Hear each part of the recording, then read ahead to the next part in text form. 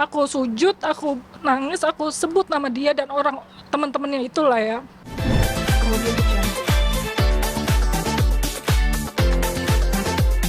Kak Dewi, Hmm. cerita terkait laporan Kak Dewi Hmm.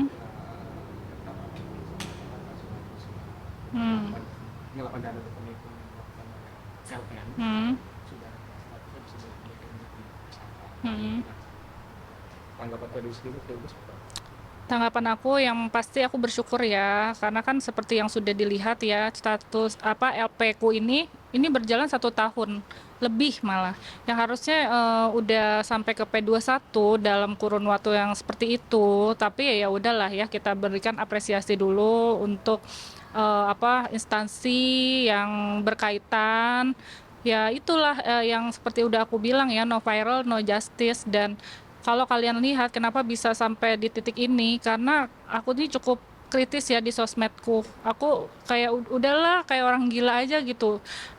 Kayak orang-orang hebat, tokoh publik aku komen-komen, aku tag. Kayaknya kayak orang kesetanan lah ya kalau kalian lihat di sosmed aku. Ya pada intinya di dalam aku apa me-LP-kan dia, aku juga di sini jadi belajar banyak gitu. Oh ternyata seperti ini ya gitu. Tapi buat nanti Kak Dewi sendiri maaf sorry Hmm. rasa puas deh yang akhirnya untuk Hmm. menaikkan status itu. Iya. Yang pertama aku udah jelas ya kalau ditanya puas, puas banget. Karena ya nggak harus lah dia sebenarnya kayak gimana-gimana, lebih kepada kan kemarin kan dia berkoar-koar, enggak, bohong-bohong. Malah dia bukannya dia mengakui kalau memang dia di sini real gitu kan, apa yang dia lakukan itu memang dugaan kasus penipuan, tapi dia malah bilang katanya apa sih si Dewi ini cuman halu lah ya. Terus banyak juga kan korbannya di grup aku gitu. Jadi di sini korbannya nggak cuma aku doang, korbannya banyak ya. Harus aku tekankan kenapa korbannya banyak tapi yang bersuara speak up aku, karena di antara korban yang lainnya aku yang paling kuat mental gitu loh kak. Jadi korban ini setiap hari hanya kayak menanyakan, Kak Dewi gimana kasusnya, perkembangannya Kak, semangat ya. Karena jujur kayak aku tuh nggak punya mental sekuat Kak Dewi gitu. Karena di sini kan aku udah kasih tahu kalian ya, ya percaya nggak percaya, aku pun sebenarnya juga nggak percaya. Tapi di sini ada bisnisnya gitu. Karena yang tadinya kan aku nggak percaya gitu-gituan, banyak kok kayak orang-orang spiritual yang ketika aku datang ke acara ada yang ngomong seperti itu. Terus juga kita lihat dari apa, benar-benar deh mental, nggak cuma mentalku tapi usahaku pun habis-habisan sama dia buat. Dan juga korban-korban yang lainnya kayak contohnya review e-commerceku dibuat kayak seakan-akan gue pakai produk ini enggak, ini nih gini terus pokoknya difitnah habis-habisan. Dan juga aku ada bukti kok, ini barusan juga kan ada salah satu korbannya yang dibuat Google reviewnya habisi gitu, habis-habisan gitu loh. Lah sekarang gimana lah kak, kita mau berharap gimana gitu, kenapa sih kita harus memviralkan ya. Yang pertama aku bilang sama kakak, mungkin yang nggak kenal sama kita, dia udah jauh lebih pro duluan ke LM. Kenapa? Karena LM ini kan dia mendevelop ya branding dia itu di TikTok ya, di sosmed, seakan-akan dia ini kayak sekarang lagi berbagi atau dia baik atau dia melucu gitu. Tapi tolonglah gini loh, kita ngelihatlah negara kita sekarang udah seperti apa gitu loh.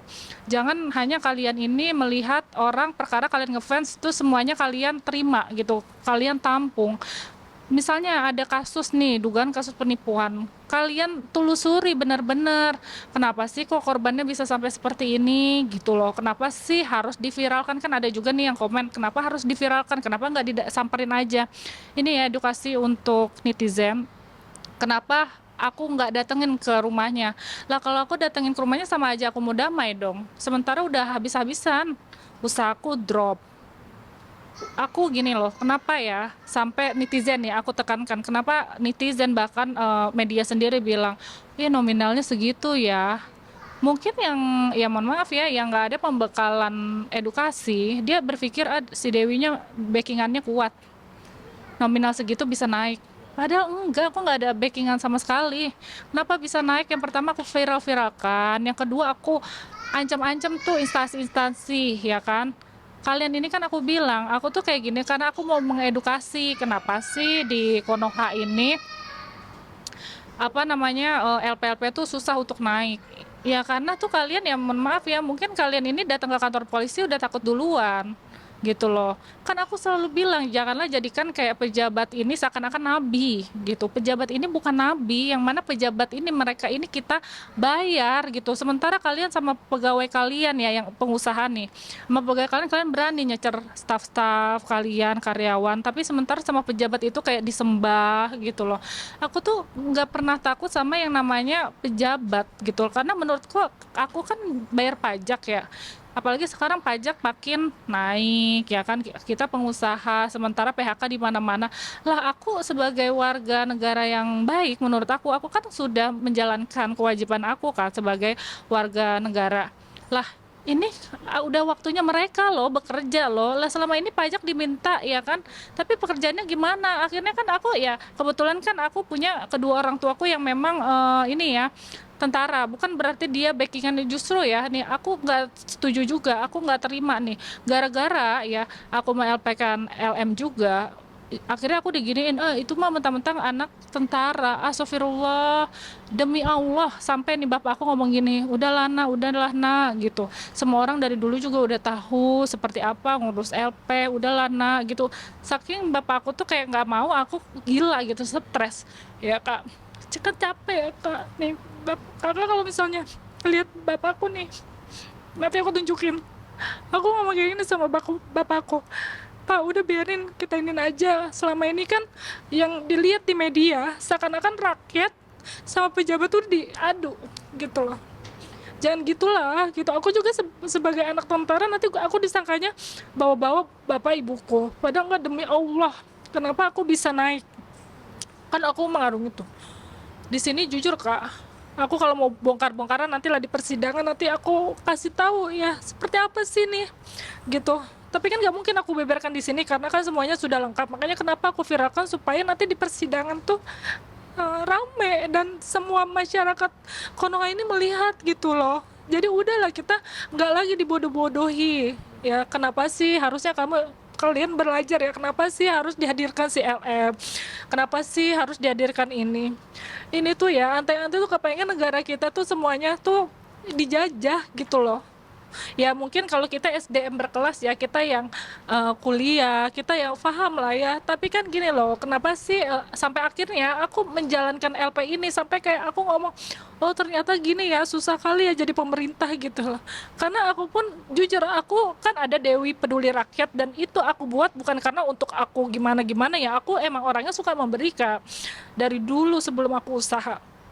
Makanya aku suka daripada full di Instagram aku, aku bikin Instagram lain terus aku taruh situ daripada nggak hilang ya kan, buat membantu supaya followersku ini, oh yuk setiap Jumat berkah, setiap Senin, setiap ini berbagi gitu lah. Tapi kok aku mengamati nih kasus ini sampai aku tiap malam nih Kak, sumpah demi Allah aku berdoa. Nggak tahu deh, aku kan orangnya kalau untuk tahajud ya aku kadang suka keskip, nggak tahu kenapa. Dari semenjak aku umroh, aku berdoa, aku ya Allah terserah deh, aku berdoanya kalau kata orang doa yang jelek-jelek nggak mungkin menembus langit. Tapi ini sampai di titik aku sholat, kalau kakak ngelihat di sosmedku apa ya, aku sujud, aku nangis, aku sebut nama dia dan orang teman-temannya itulah ya.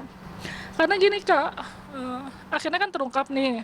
Kalau kakak bertanya, 900.000 doang kok sampai segitunya, jujur kak ini urusan personal gitu loh. Gara-gara dia aku jadi cerai kak gitu. Nanti nggak apa-apa dibongkar-bongkar aja.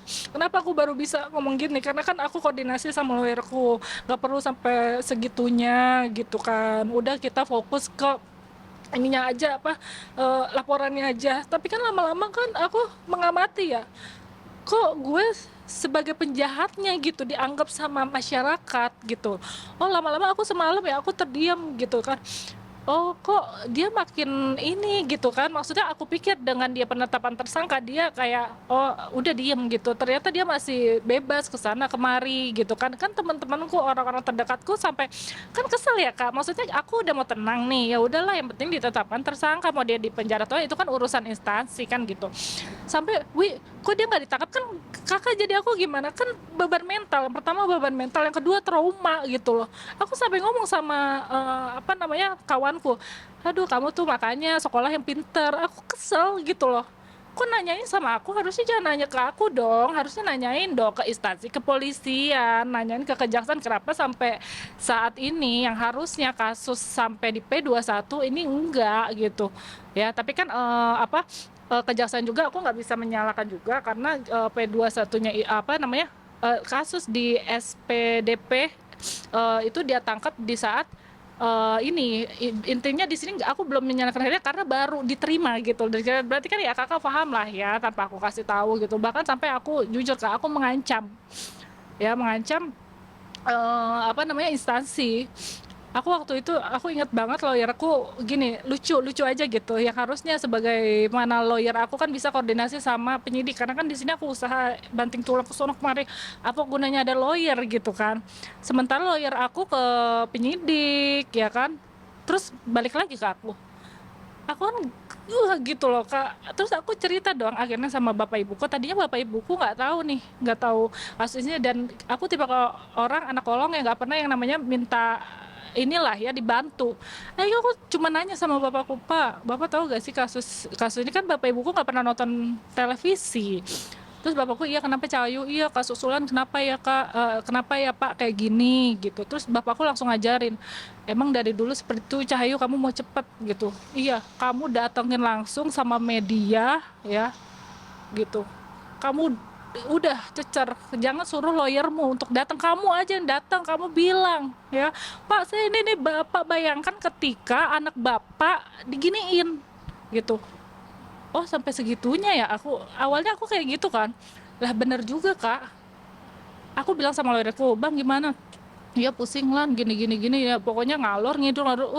Aku kan namanya cewek ya, kebetulan aku coba deh aku tanya, aku ikutin tips and trick dari bapakku. Akhirnya aku bersyukur nih ya, alhamdulillah aku ketemu sama salah satu wartawan yang memang dari dulu mengawal gitu. Kak ayo kak anterin aku yuk, aku ingat. Akhirnya kita bener, aku ke Polres, Pak pokoknya kalau FP saya nggak ini saya ini ya, saya ancam lah gitu kan. Ini sampai mana di kasusnya ini, bahkan ya mohon maaf ya, harusnya kan yang namanya Polres ya itu kan ada humasnya masing-masing. Ini sama sekali nggak ada, sampai sekarang kan nggak ada kan. Maksudnya mohon maaf ya, yang namanya kan setiap instansi ada humas itu apa, untuk memberikan informasi apakah benar apakah ini nggak ada. Sampai aku kenapa kok Polres Jakarta Timur ini nggak ada mau speak up, padahal semestinya humas itu, terus tugas humas apaan, ngapain kalau nggak ada, buang-buang anggaran dong kalau nggak mau speak up, bener dong.